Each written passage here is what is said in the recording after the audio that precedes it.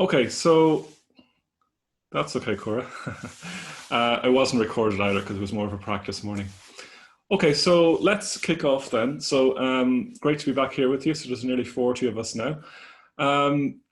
So we have one final week together. I'm sorry I have no shrine today. I'm in a different room, but we'll have one last session together for this course. Hopefully we'll see you on future courses. Just to give you a sense of what we'll do, I'll just share my screen now with you to give you to show you what we'll be doing. So, hang on one second. Okay, great. So today's class we'll be doing some introductions, and we'll be doing a recap of the home practice and how you got on over the last 2 weeks, indeed, but the last week especially. So we haven't done the mindfulness of breathing together on the course. You may have done it last week with Nyanadara, but we'll do that meditation practice again after the recap. And then after, we'll have a short break, and after, or well, not a break, but a kind of advertisement, I guess. But after that, what we'll do is we'll look at supports for keeping your meditation practice going after the course is over. So this is the last week. So I know that people, well, usually at this point, people are quite keen to know how to keep it going, what they need to do to keep it going after the course. So we'll look at internal conditions, things inside ourselves, and we look at external conditions that we can set up in the world around us to support your meditation practice ongoingly. And then we'll look at where to go next with your practice, or we'll do a reflection on where you want to go next with your practice. And that'll be the week then, that'll be the course, in fact, okay? So just to give a bit of a, let's see, oh yeah, I need to do that. Just to give a sense of what we did 2 weeks ago. So we looked at how to work in your meditation when you're distracted, how to work in your meditation when things are going well. So when you're distracted, I talked about these 5 hindrances from the Buddha, that ways in which we take ourselves away from the meditation practice. So there's sense desire, so that's preoccupation with pleasant experience. So, you know, food, sex, sleep, daydreaming, pleasurable planning, that kind of thing. Ill will is a preoccupation with unpleasant experience, so wishing that noise outside of the dog barking would go away, replaying an unpleasant argument where you wish you got one up on that person, that kind of thing. Restlessness and anxiety probably needs no description, so you probably all know what that is. Restlessness being the physical and anxiety being the emotional. Sloth and torpor is more like a lack of energy. So if restlessness and anxiety are having too much energy, sloth and torpor is the opposite of that, not having any energy to meditate, whether through internal conflict, absorbing some big emotional experience or some strong meditations previously, that kind of thing. And then doubt and indecision, not really committing to the practice, not really being sure, just kind of a dishonest doubt, keeping yourself back so you don't have to really engage with the deeper depths of your mind. And then I mentioned the general strategies. So you don't have to do all of these, but these are certainly good things to do. You know, turn towards it with kindness, feel it in the body, name it, acknowledge it, let it go. So hopefully you've all by now at least know the names of the ones of the hindrances that you do, because it's important to know them and be able to recognize them. So to know these 5, and these are strategies that you can do to work with them. And then I was talking about as well about when meditation goes well, just try and relax into that, enjoy that, and see if you can let go more into the meditation practice, and just see if you can, you know, say if you're doing the mindfulness of breathing, have your attention on the breath, but also have a certain amount of attention on what feels good in the body, the pleasure, the relaxation, the ease, and that'll take you deeper as well. And pleasure is a really good thing in meditation. If you can enjoy your meditation, it's really helpful and really quite positive. It's nothing to be avoided or anything like that. Okay, so what we'll do now is I'll just launch a poll. And it's the usual poll. The different question this time is what was the main hindrance that you noticed in your meditation practice? So I'll just launch that now. If you want to, if you have any questions, please do write them in the chat box as well. So, and we'll have a chance then. We have a few minutes now, about 10 minutes or so, to let you fill in the poll, but also to ask any questions that you might have. So please do feel free to do that.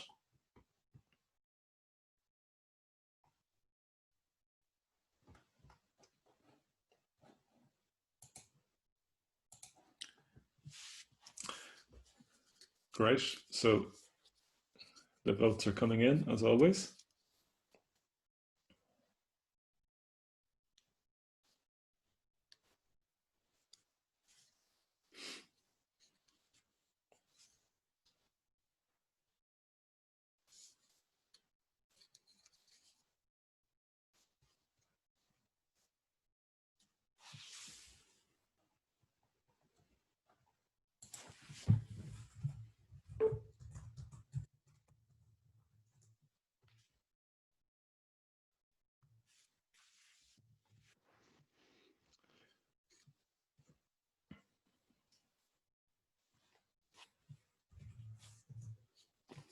Okay, so yeah, don't forget to, when you're done, if you want to type in any questions, feel free to do so.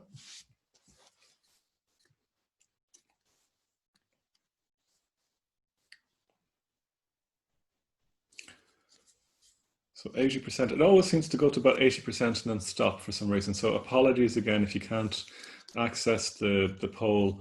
I know it doesn't work perfectly, but it does give a sense of a general sense of how people do. So, okay, so I'll give it one more minute. And if you have any questions, please do type them in the, or comments about, did you notice your main hindrance? Or also people, did you find that you got absorbed at any stage, or like really lovely, pleasant absorption where you didn't have to do anything, it just happened, it just unfolded itself? Or anything you want to ask or say about meditation? Oh, it's 85% now, good. Okay, great.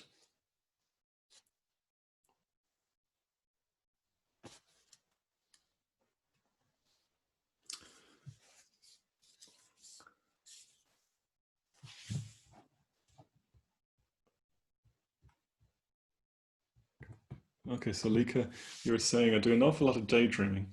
Not only during meditation, I drift off, but generally throughout the day. Yeah. So thank you for that, because that's reminded me of the other thing I was emphasizing, wasn't it? About noticing the hindrances, not just on the cushion, but off the cushion as well. Because what you do on the cushion is what you generally tend to do off the cushion. So she was saying there that it's good to be aware of it and bring yourself back to the present moment during your day. And if you work with the hindrances like that off the cushion,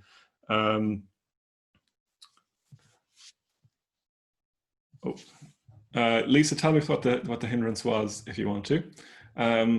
So yeah, if you'd really work with your hindrances off the cushion, then you'll be able to work with them much more effectively on the cushion as well. So I'll end the polling. Hopefully everyone's had a chance, and I'll just share the results. So most people meditated 5 times a day, 5 times during the week, which is great. And quite a few people were every day or even more than once a day, which is great. And almost everyone did it at least some of the time. So that's good. And if you didn't do it, well, the main reason people forgot to do it was, or didn't do it, was that they forgot to prioritize it. So don't forget to really set up the structures to support you having to do it every day. You want to have it, it's like brushing your teeth in the morning. You meditate just as much a part of your day as brushing your teeth, which hopefully you do every morning as well.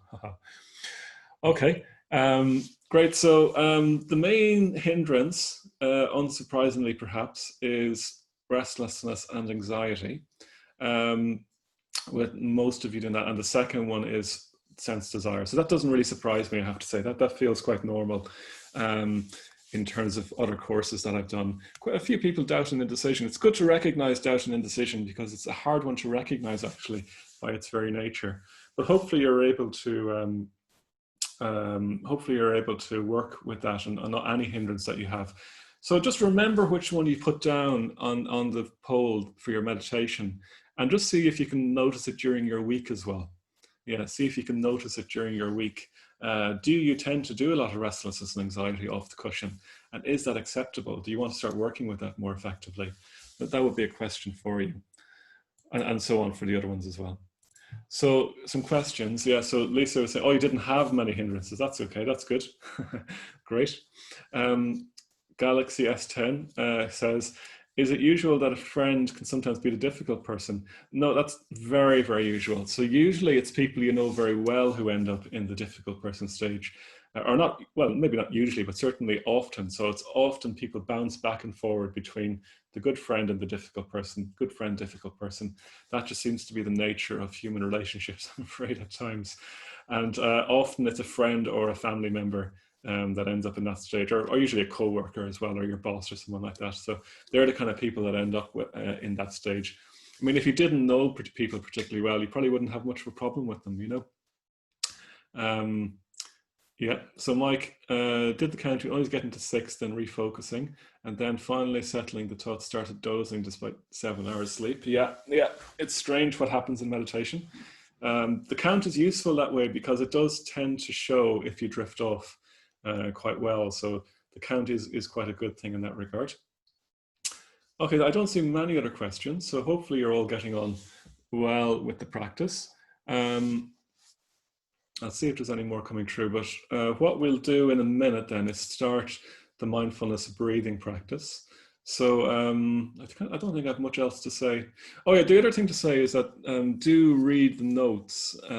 It might even be good if you printed them off if you could. I know people don't always have printers at home, but it's good to have a printed copy near your meditation seat so that you can look at the hindrances. And also, as I mentioned last time, there's a lot more information in the notes from last week about working with the hindrances more directly. There's more specific antidotes like considering the consequences of continuing to do this practice, of continuing to do this hindrance, cultivating the opposite, cultivating a blue sky mind, just saying no to it, and taking solace in the bigger picture. So they're all more techniques for looking at it, but I don't want to snow you with information, too much information, so I'm not going to go into that now, but we will go into those on the follow-on course, which I'll talk about later on. But do have a read of the notes because there's a lot more information there as well from last time. Okay, so no more questions are coming in, so why don't we get ourselves set up for meditation? So do what you need to do to get set up for meditation. And we'll be sitting for, let's see, yeah, we'll be sitting for about 20-25 minutes. And best of luck, Aideen, if you're going to head off in a minute, or in a few minutes.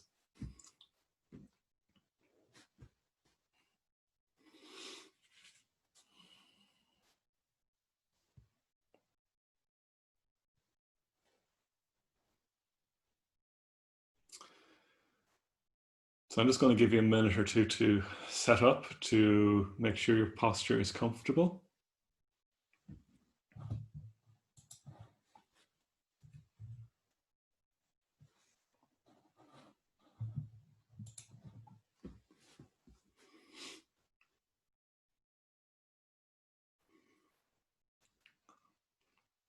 So doing whatever you need to do now so that you can have a comfortable and focused mindfulness of breathing practice.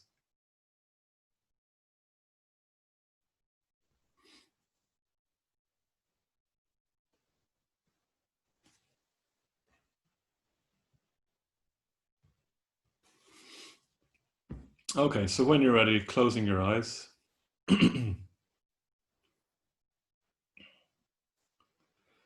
Just taking, as you should do every sit, just making sure your posture is upright. A good way of doing this is that you can feel the crown of your head lifting towards the ceiling as if the back of the crown of the head has been lifted by a rope, and that extends your spine as well. And then also feeling your body going down into the ground as well, being supported at the sitting bones, your feet or legs in contact with the floor.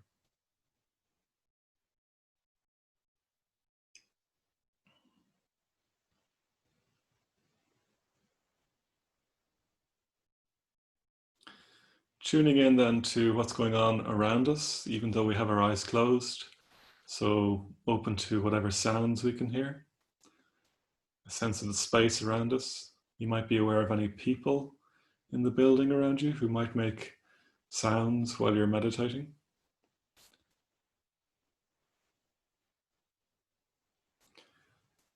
And with sound, we try and just let it be there, just allowing it to be rather than pushing it away. If you keep pushing it away, you'll only get annoyed by it later in the sit. So letting it be there like the background, like the wallpaper in the room, you could say.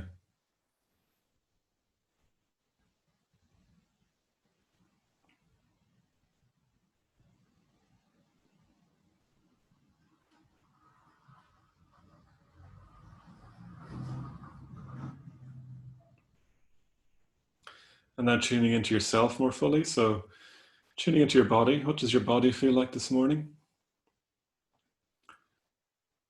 Good thing to do usually is to bring yourself down into your stomach, into your sitting bones.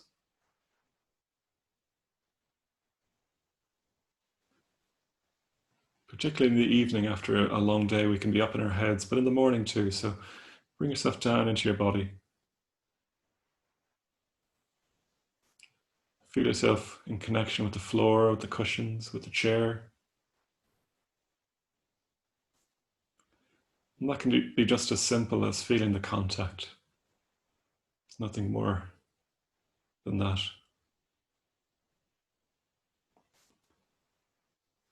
But you could also think about it as inhabiting that part of your body, rather than just looking at it from a distance.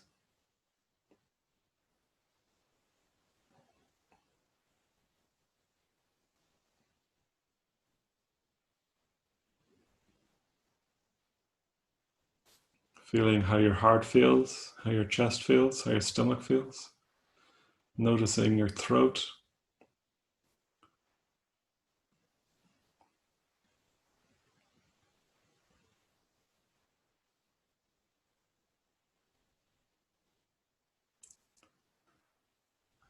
Noticing the feeling tone of this experience. Are we at ease? Are we comfortable? Are we uncomfortable? We make a lot of stories out of how things feel, if they're pleasant or painful. So can we just be open to whether the body feels comfortable at the moment or not, without getting into stories about it? It might be that it's uncomfortable, and that's okay. Or there's aches or pains, or tightness, or maybe just feelings of openness and relaxation as well.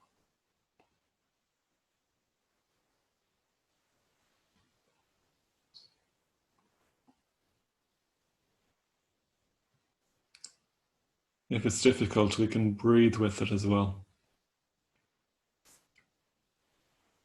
Spending a few moments opening as well then to our emotional weather.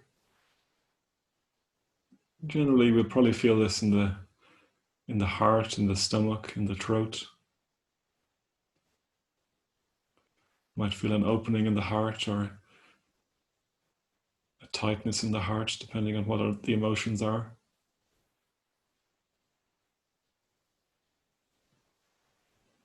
Is there a weather we can put to it, or a description of the weather we can put to it? Even if it's just a bit overcast. And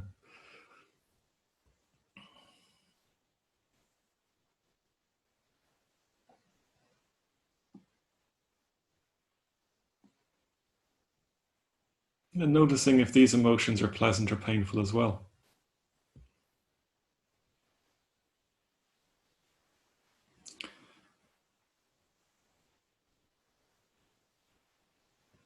And again, not building any stories out of what you find, just trying to be with them without adding to them or taking away from them.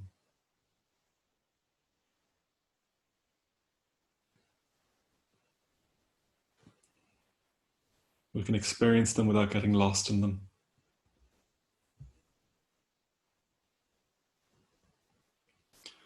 And noticing any thoughts passing across the clear blue sky of our mind. Again, not identifying with the thoughts or getting lost in them. Just noticing that you're doing any particular patterns of thinking, if you are. And if you're reasonably calm and not thinking too much, just enjoying that.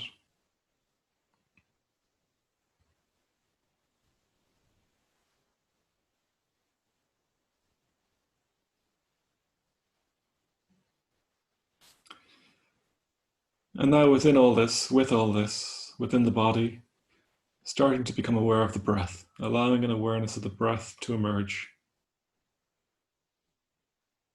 There's no hurry in having this happen, so take your time, don't grab it straight away.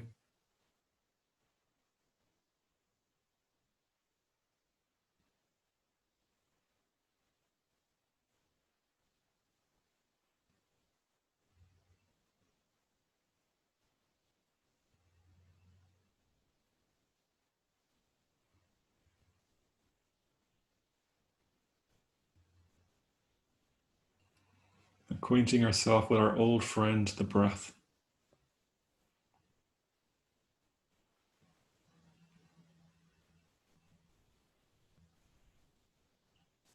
The breath that has been there for our whole lives.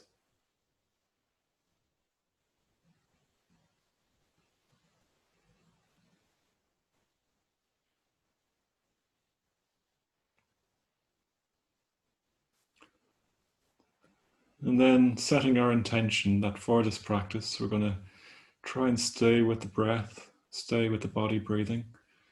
Our resolution is to stay with this for the next few minutes, rather than drift off into daydreams or anxiety or whatever. Reminding ourselves of our purpose in this sit that we're going to do.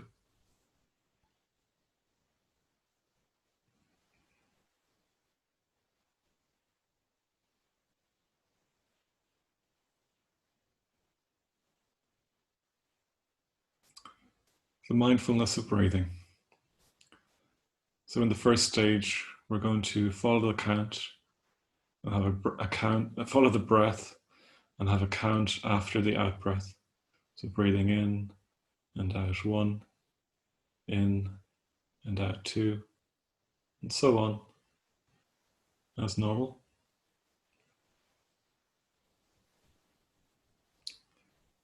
And particularly noticing as you relax more to the practice and get more absorbed, or particularly noticing if you wander off and doing what you need to do to come back to the practice.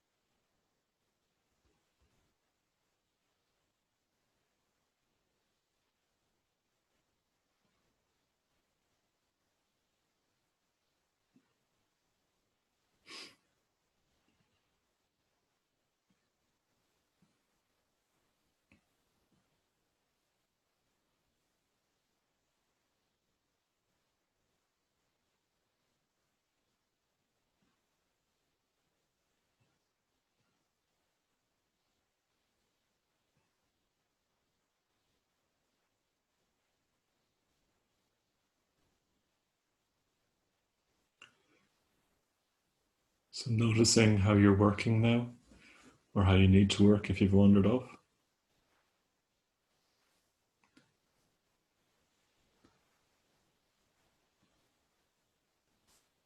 Noticing what you're doing.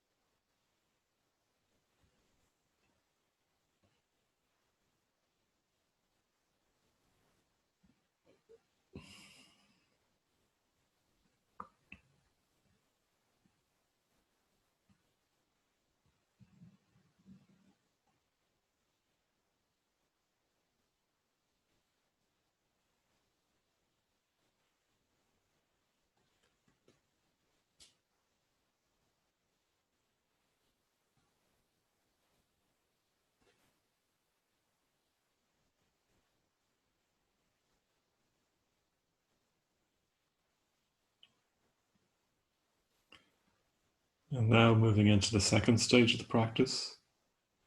So here we're mindful of the breath, of the count before the in-breath.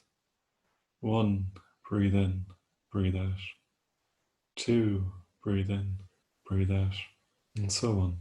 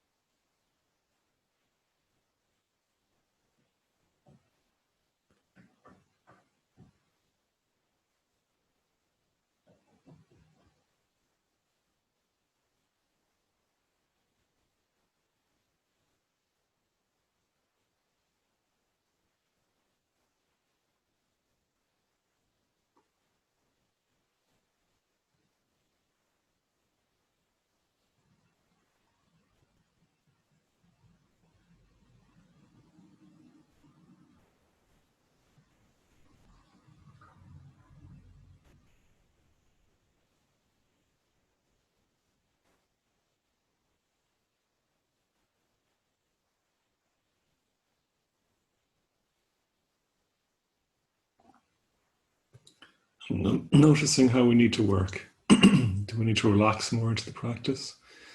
Do we need to make more effort to come back from a distraction?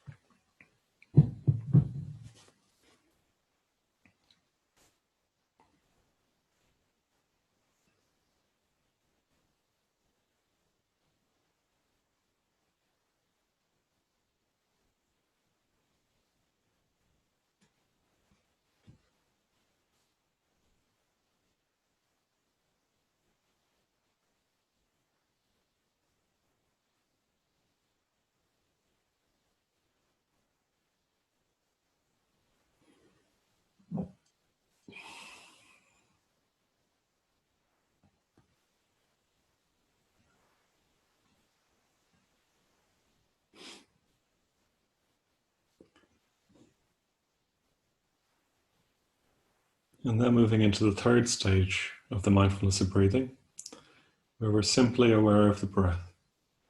Each breath in, each breath out being different and new.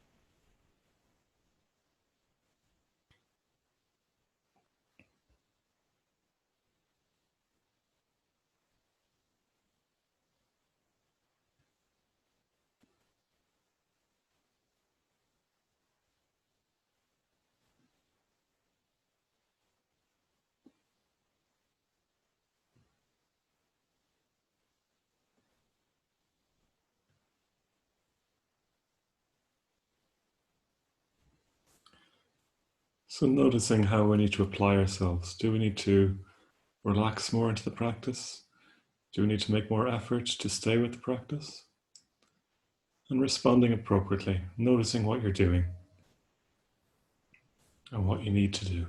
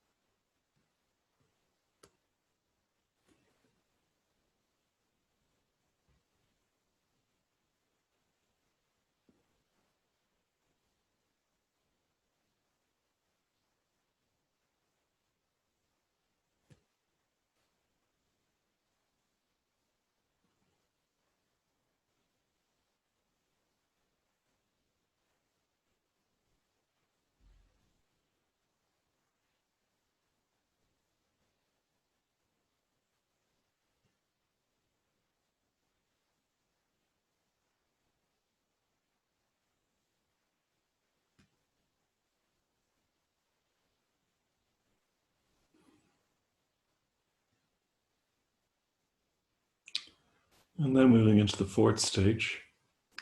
So spending a few moments noticing where we first feel the breath entering the body.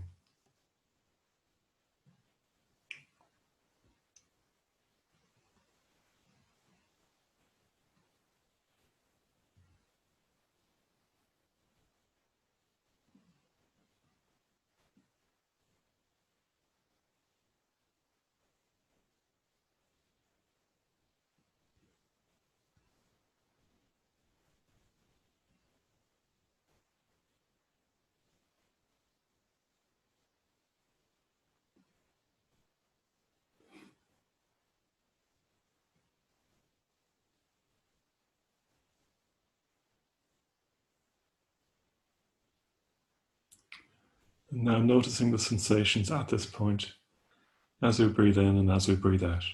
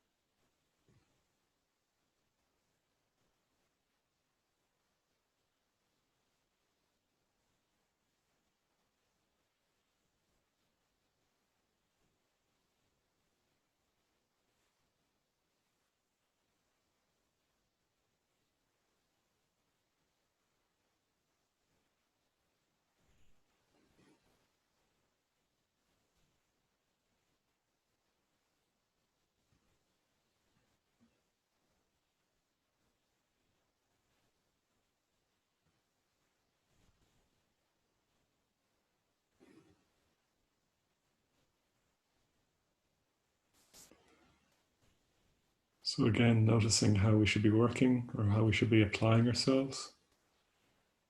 Can we refine our effort of being aware of the breath and the sensations?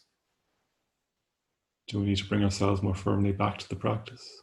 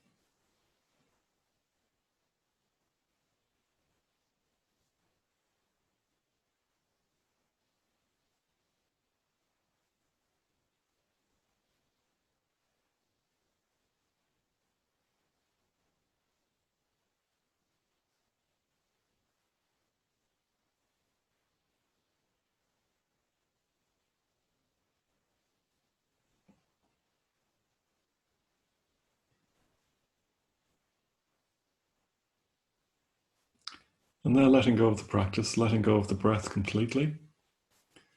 And we'll just sit for a few moments, letting the mind do whatever it wants to do.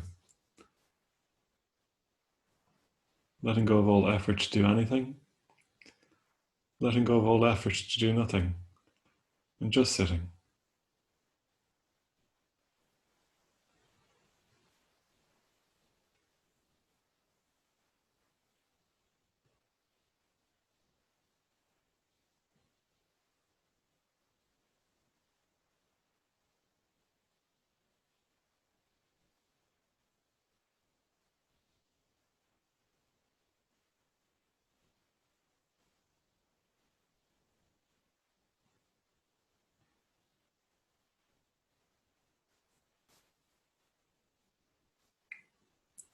And then starting to broaden out our awareness once more, taking in the room, the sounds, our sense of the people around us.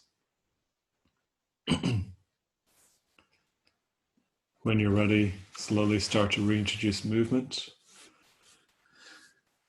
wiggling fingers and toes, making whatever movements you want to make.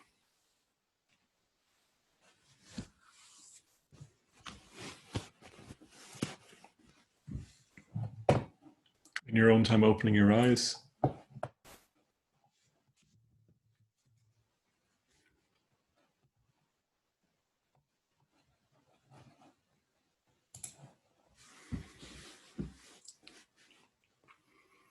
And just taking a minute or two then to see how you feel when you come out of posture, just see how you feel after having done all that.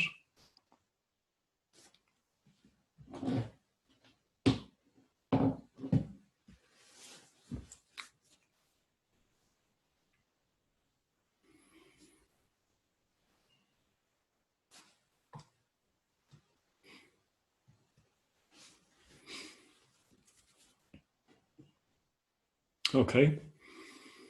So feel free to write any comments or questions you have about that in the chat box. Sinead, hopefully sorry to hear you had trouble with your connection. Hopefully you got back in okay. I see you're still in the room.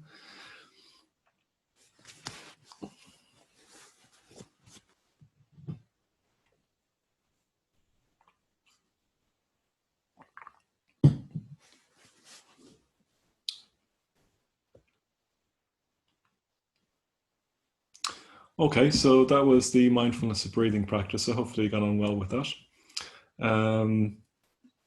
Yeah. Okay, so let's move on. Whoops, hang on a second. Let's just move. Okay, great. Sorry, comments are coming through. Oh, great. Thanks, Sinead. Yeah, definitely improving. That's great. Well done, Cora. That was really easy. Well, good stuff, Roisin. No problem. But mind wandering, Bernie, that's okay. Angela, that's great. Still struggle to stay awake, but getting better. Feel great. Again, I just can't emphasize it enough that don't over-identify too much with what happens in a sit, because it'll still be of benefit. So the question is it benefiting? Yeah.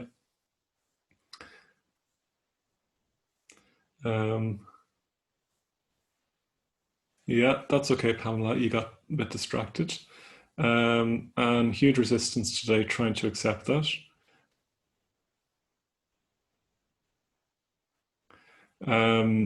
Any tips for letting go of expectations? That's a good question. I think I wonder. It's hard to say in a way. You just have to not do it. Really, it's just like I'm just not going to have expectations here. And you could ask yourself, is it helpful to have these expectations? Or maybe what you expect is expect to have no expectations. Make that your practice. It's very hard to let go of expectations. We're so goal driven and so goal orientated. Do feel free to give any tips if you want, if any of you have found that. Sorry, Lisa, I can't think of any more, but maybe consider the consequences of having these expectations and think, if I do this, I'm just going to wreck my meditation or at least take away from it. So I'm just not going to have any expectations. And it's the best way to be in meditation, not to have expectations. Okay, counting makes me sleepy. But yeah, you'll wake up, don't worry, Lika. Bernie, yeah, Bernie, if you want to, that's fine. Yeah, you can meditate at a different time each day. Oh yeah, Fiona, thanks. It's better to breathe in and out through the nose, I think, but just do whatever way works for you, really. I think the breath through the nose tends to be more refined rather than the mouth. But to be honest, just do it the way that's most comfortable. Sometimes it can be quite uncomfortable breathing through the nose, and it's better to breathe through the mouth. So don't get fixed to any particular way of having to do it. I mean, with some yoga practices, you often are told to breathe through your nose, and there's particular reasons for that. And that's fine for that practice. But for this practice, we're not focusing on breathing in a particular way. It just needs to be natural. Una, your mind is wandering, but you still feel calm and ready to approach today. Well, that's brilliant. It's good to remember that. Yeah. Lots of noise in the background. Yeah. Yeah, and the sensations aren't very evident. Yeah, Kieran, the fourth stage is a bit more challenging and it is a bit more refined. But again, don't worry about, don't worry if you don't feel much. In a way, you're challenging yourself in the fourth stage a bit more, and you'll get better at it. It's a challenge to make your awareness more refined, you could say. Hilda, the counting is distracting, she says. Is it okay to go to phase 3? What you could do, Hilda, is in the first stage, focus more on the out breath rather than the count. Leave the count if you want. In the first stage, focus more on the out breath. Make that your main focus. In the second stage, focus more on the in breath, because the count is usually before the in breath. And then the third stage and the fourth stage is normal. So hopefully you could try that and that might be helpful. Margaret says, I recognize expectations are there and allow them and feel how it feels to have them. Yeah, that's good. Okay, great. Okay, so let's move on, because I think we need to, and thank you, Margaret, that's great. So let's move on to the next bit then. So I'll just share the screen. Okay, where did I leave my little pointer? Oh, here we go. Okay, good. So let me just get this here. Chat, good.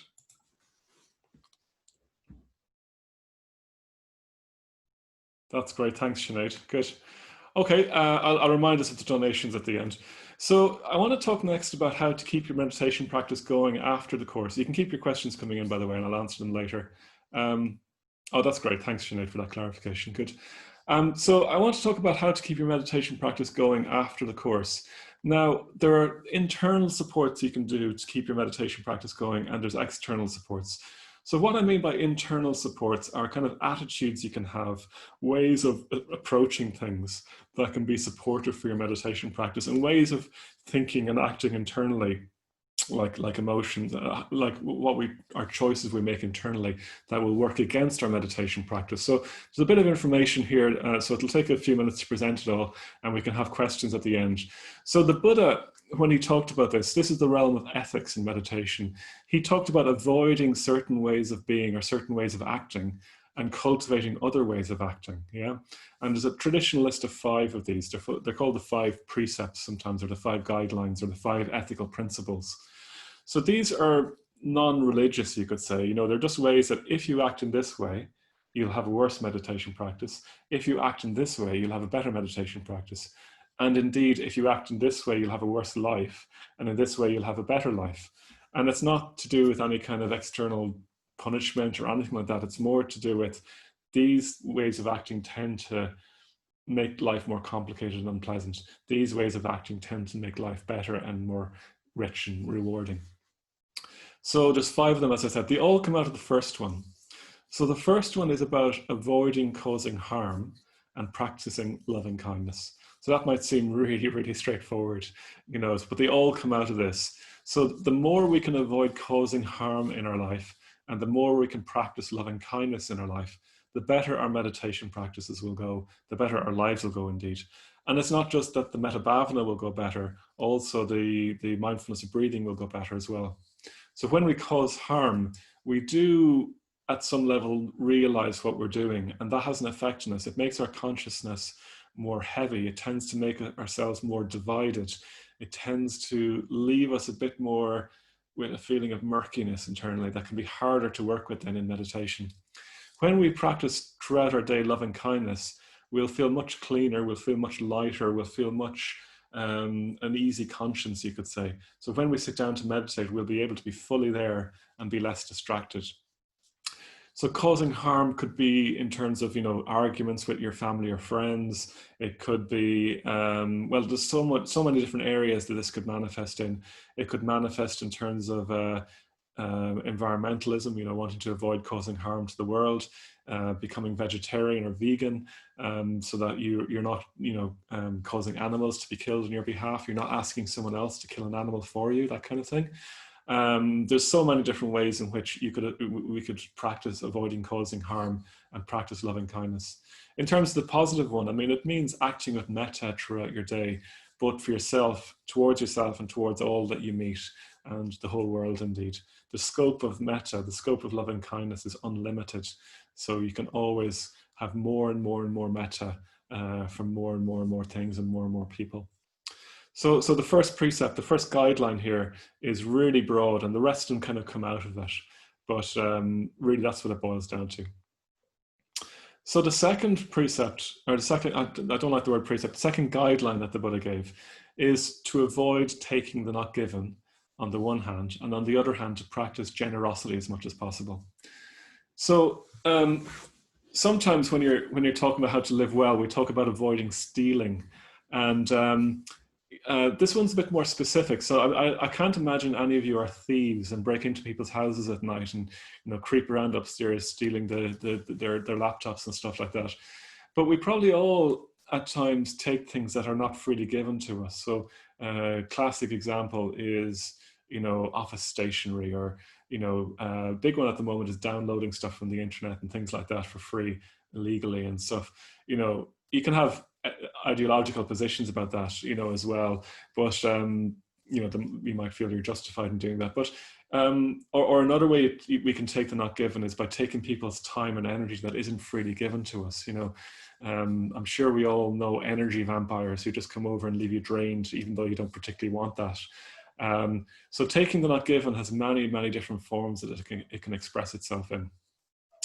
And for me, environmentalism is a classic case of taking the not given. So the way we're living often at the moment in the world, on the earth, is taking things that haven't been freely given to us by future generations, leaving the world in a mess for our children and our children's children is a form of taking the not given from me, for example.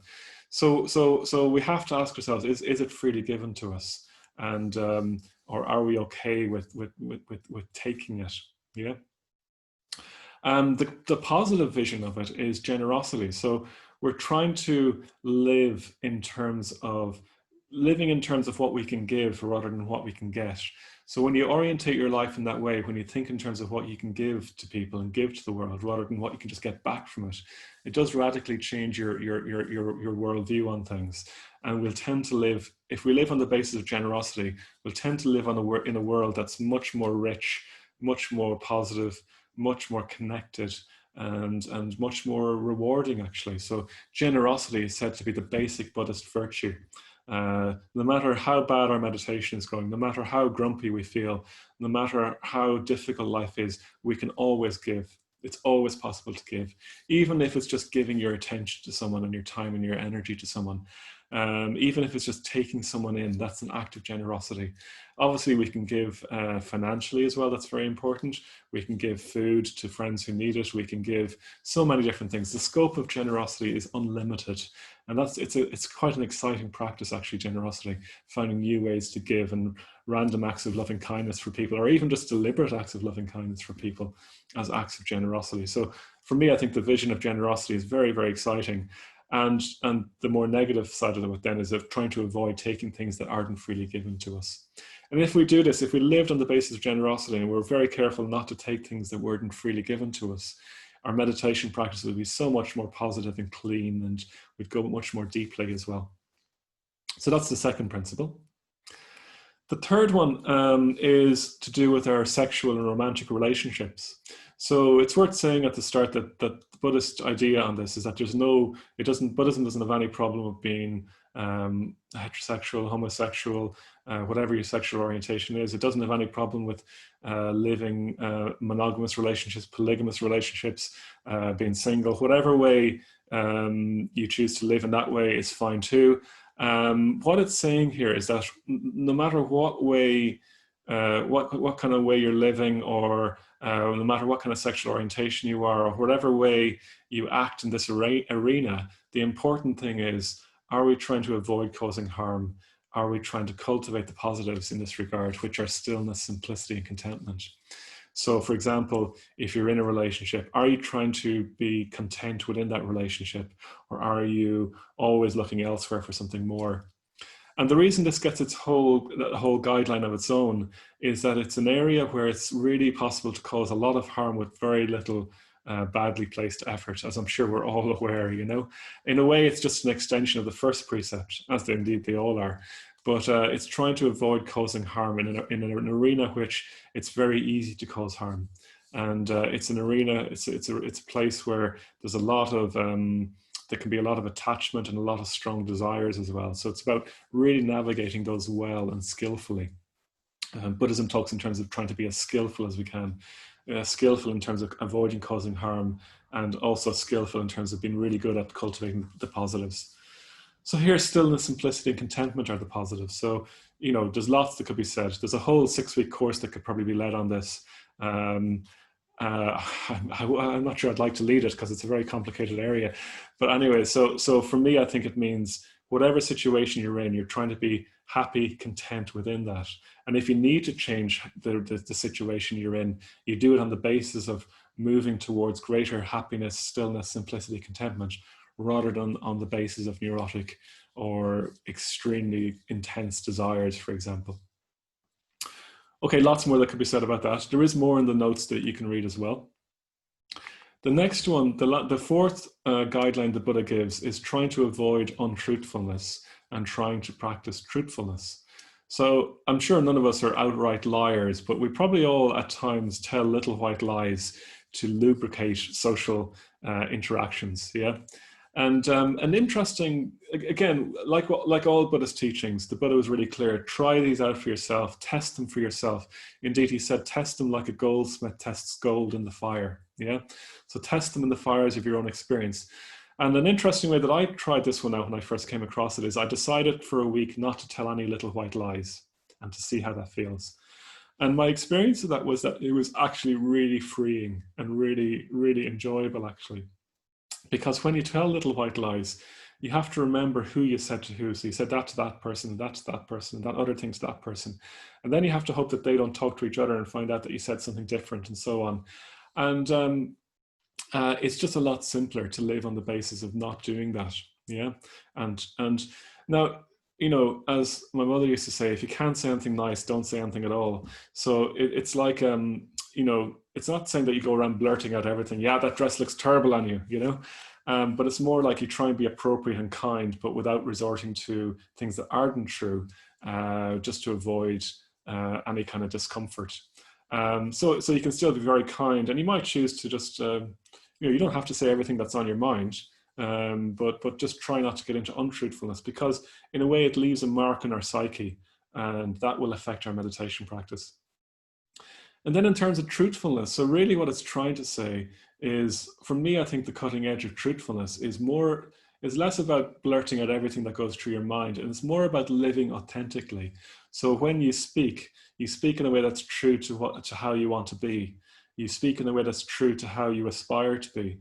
You know, so sometimes truthfulness might actually be remaining silent, actually, rather than engaging in gossip, for example. But it might also be like speaking out something that you feel is important to say. Sometimes it's better to have a kind of an honest collision rather than avoiding and colluding with people, you know? So it might be that being truthful means speaking out more for you and actually being more uncomfortable in the short term, but actually overall feeling a bit more relieved that you can be more open with people. So again, there's so much that can be said here, but it can be such a relief to be open with people. And a rule of thumb for me is always look for ways of going deeper in your communication with people. What way can you go deeper here in your communication with people? And usually that means being more open and revealing of yourself, obviously appropriately. You don't want to go and tell your boss about this amazing metta bhavana you're doing necessarily, you know, it might not be appropriate. So that's the fourth one. Again, there's an awful lot here. And then the last one is to avoid intoxicants and try and practice mindfulness. So an intoxicant is anything we use to get away from our experience in a kind of a slightly neurotic way. So obviously the intoxicants that spring to mind most readily is alcohol and drugs, but really anything can be an intoxicant. Almost anything can be an intoxicant, I'm sure. Shopping can be an intoxicant.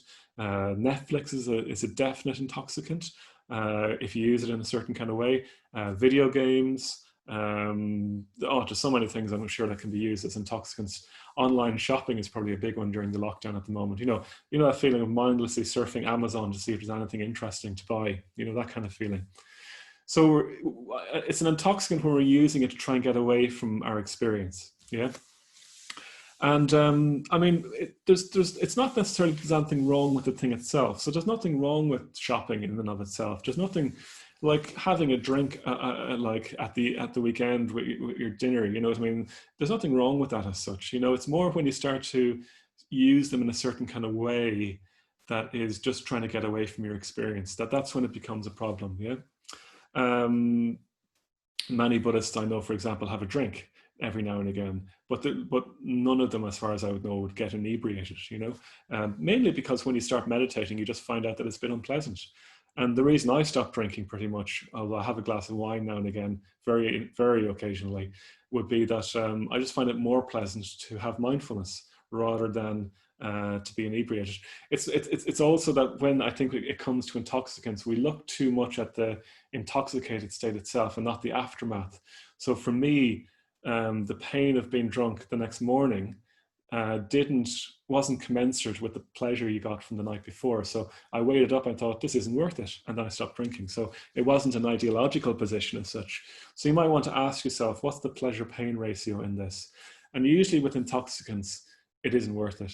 And that's why as you practice meditation more, they tend to hopefully fall away a bit, because you realize this isn't actually as pleasant as I thought it was. You know, shopping on Amazon for an hour, looking mindlessly for things, is actually a bit unpleasant. It's not really that pleasant, actually.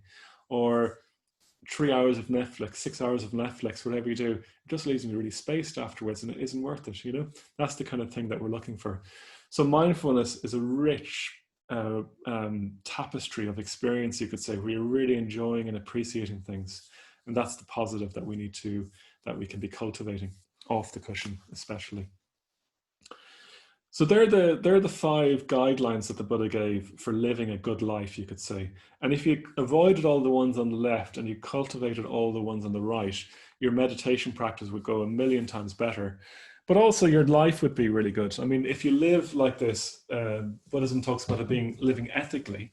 And indeed, I'll be talking about a course I'm running, exploring these Buddhist ethical principles.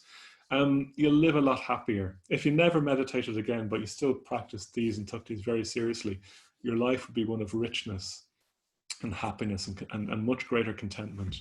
We will tend to be much more content and integrated and whole when we cultivate the ones on the right and avoid the ones on the left. Yeah. So again, a lot there, but these are just, they all boil down to loving kindness, really. Awareness and loving kindness. Yeah. So they're the internal supports. So let's keep going. I know there's a lot there already, but just a few things then. In terms of the external supports for meditation, these are things in the world around you. The first thing is to stay in touch with other meditators. So, you know, when you're meditating with people, as you found in this course, I'm sure, it does give you a lot of support. So maybe, I know there's Kieran is here with one of his family members, I think. And, you know, maybe you want to get one of your housemates or family to learn to meditate.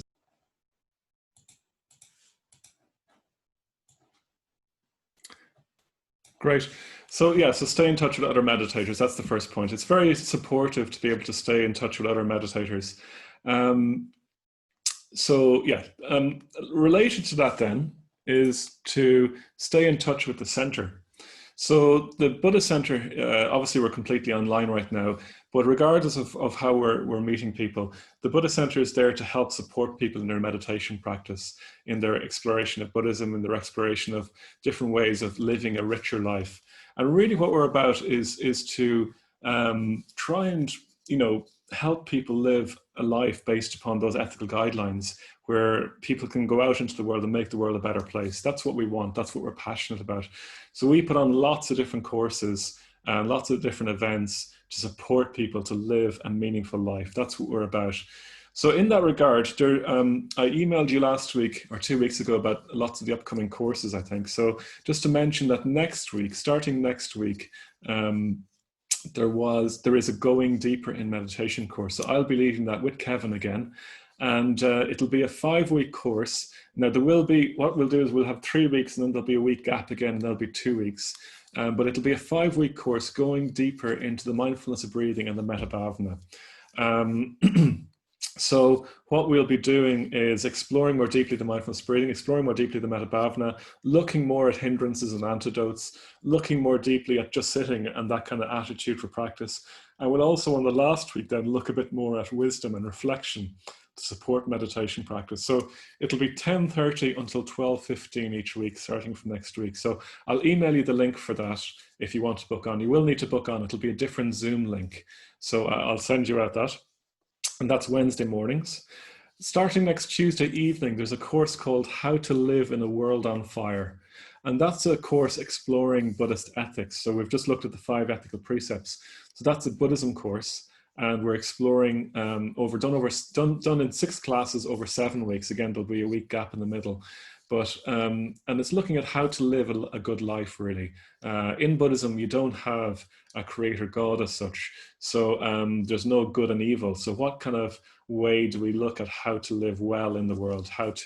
What is the good? In a way, it's not about being good in the traditional sense of what things are. So that's a really good course to do as well. And there's also, that's in the evening, 7 p.m. to 9 p.m.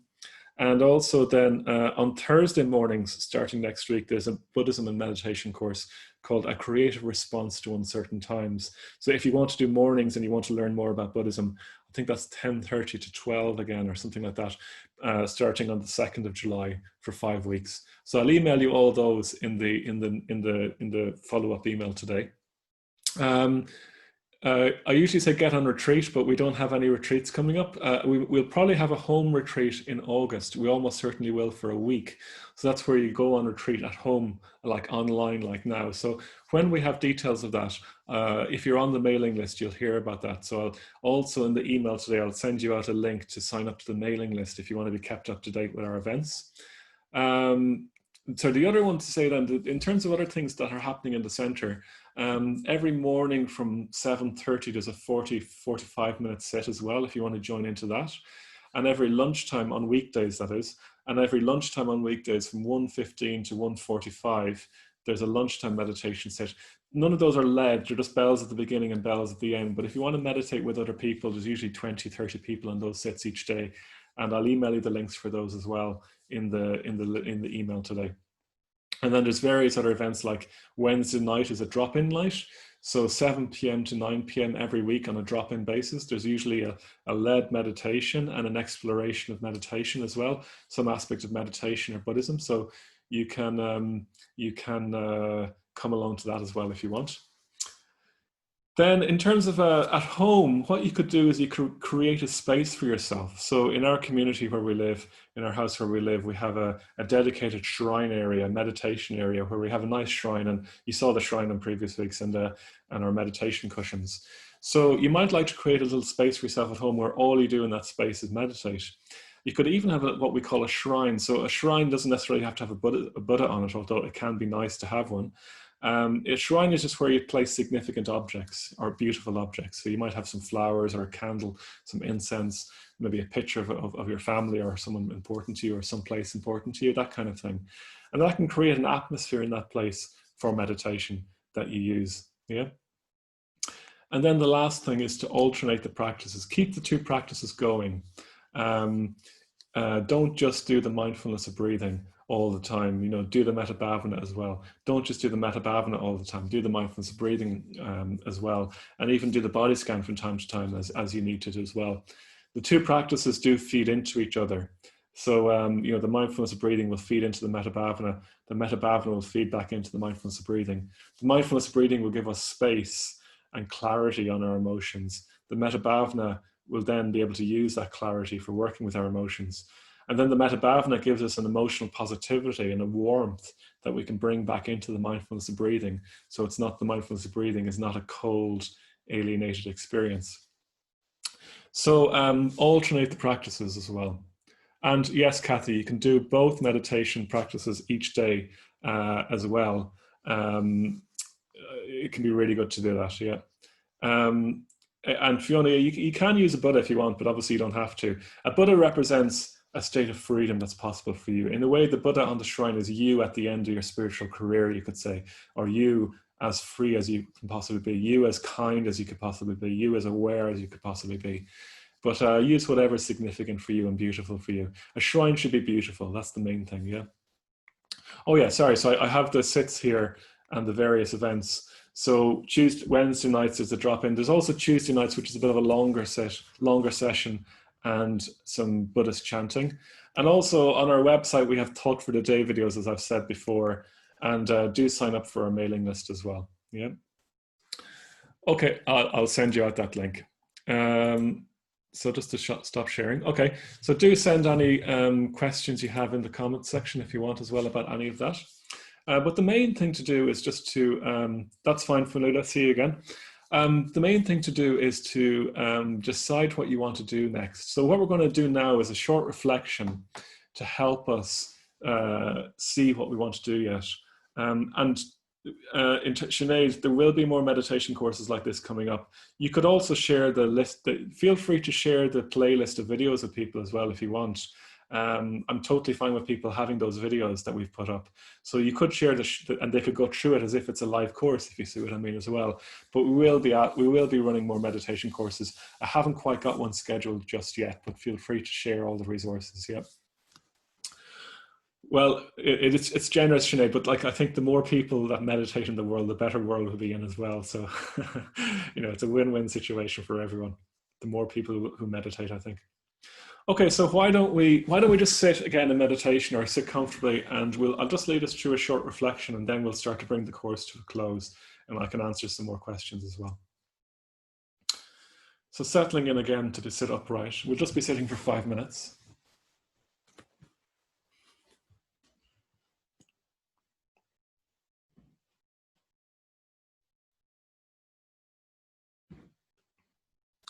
I'm just relaxing into our body again. Maybe feeling the breath in the stomach, feeling whatever we feel in the heart.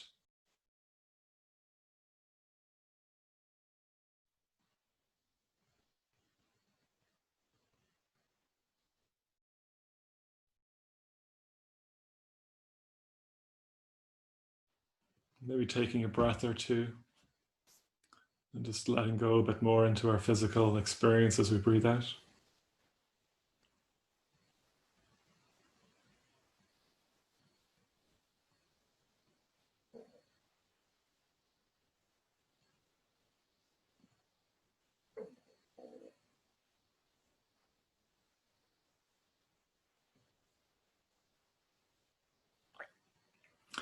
So we've come to the end of the meditation course.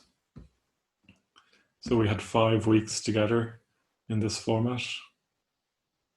Obviously the extra week as well with Nyanadhara. And we'll just cast our mind back to the first week we met together for the first time in this format.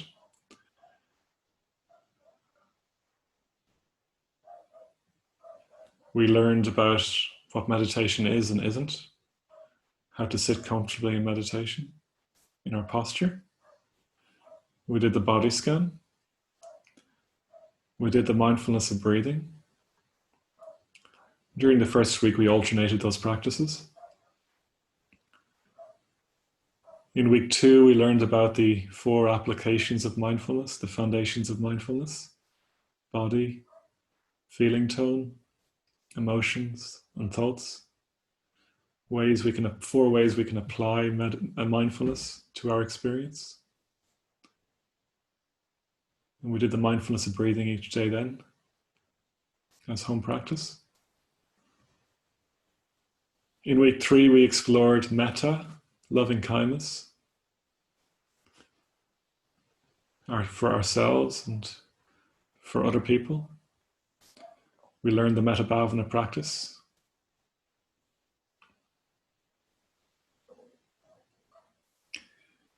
And we did that with the mindfulness of breathing during the home practice that week. In week 4, we looked at how to work with the mind when it gets distracted in meditation, and how to work when meditation is going well, how to apply ourselves when meditation is going well. And then last week we had a practice morning with Nyanadhara. And now this week we've been looking at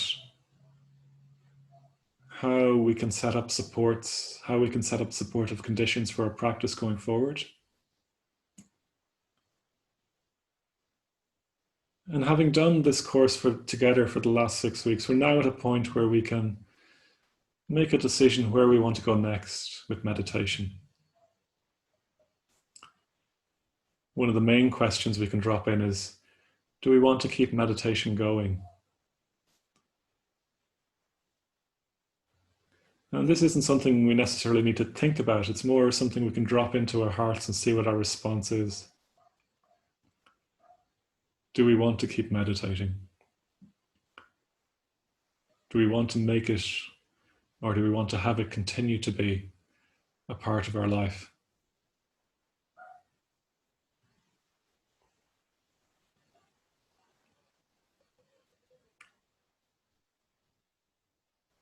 And listening for our heart's response to that.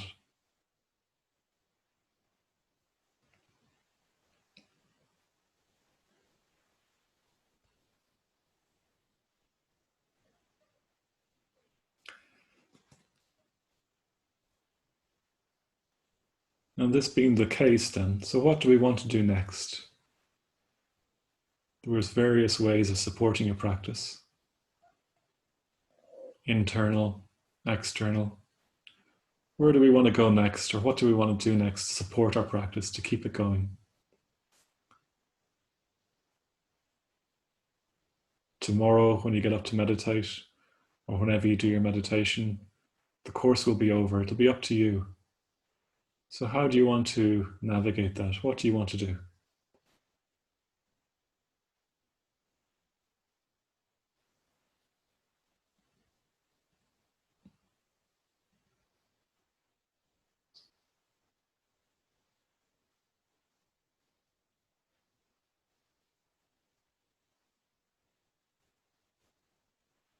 And then remembering this resolution. You might even want to write it down afterwards so you don't forget. And then bringing the practice to a close, bringing the reflection to a close in your own time, opening your eyes.